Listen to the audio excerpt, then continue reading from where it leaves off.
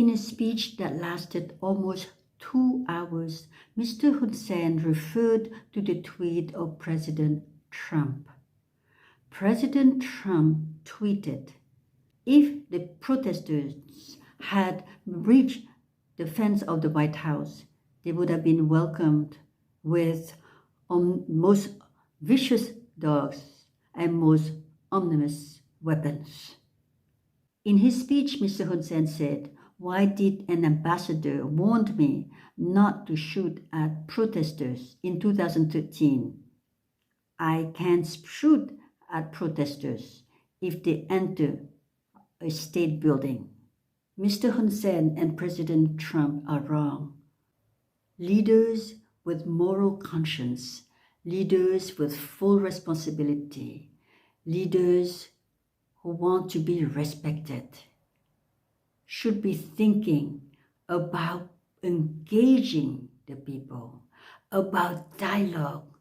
Both the Cambodian Constitution and the American Constitution stipulate the rights of the people, the freedom of the people, the right of assembly, the right to religion, the right of speech, the right of opinion, the right to press, and the right to bring grievances to the government, and the responsibility of the government to find solutions and resolutions to address these grievances.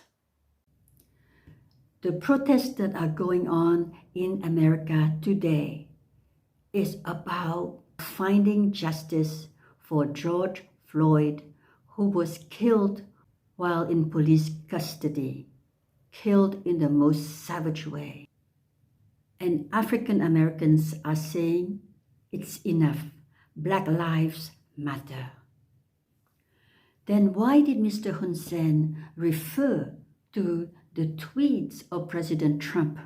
Because he's looking for an excuse to continue his oppression against the opposition of Cambodia. Many of our members have been arrested and continue to be arrested without any warrants, just because they are labeled as opposition or terrorist. And Mr. Hun Sen wants to justify his act of oppression. In 2013, hundreds and thousands of voters marched with us to demand recount, to demand free and fair elections. The protests went on for months, from 2013 to 2014, without any violence. We marched day after day after day. We sat in, we protested, we chanted, we sang together. There was a sense of hope. There was a sense of respect for each other. But there was a clear demand for change, positive change for Cambodia. Those protests ended brutally when Mr. Hun Sen ordered the armed forces, the military police, to brutally kill the workers. And until today, no justice has been delivered. Mr. Hun Sen also ordered the arrest of members of parliament. I was one of them arrested. COVID-19 is impacting the daily lives of our people. Hundreds and thousands of factory workers have lost their jobs. Small and medium-sized enterprises are badly hit.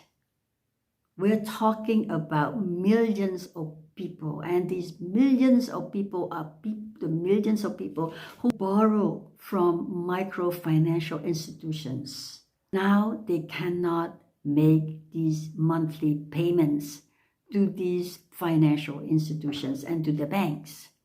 The solution is to put a moratorium on payments.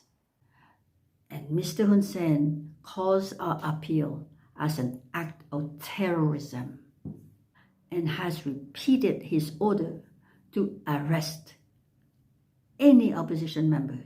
Police brutality cannot find solutions for people who have suffered injustice, for people who cannot make ends meet, for people who have suffered enough from oppression, who have suffered enough from lack of opportunities because of their gender or the color of their skin.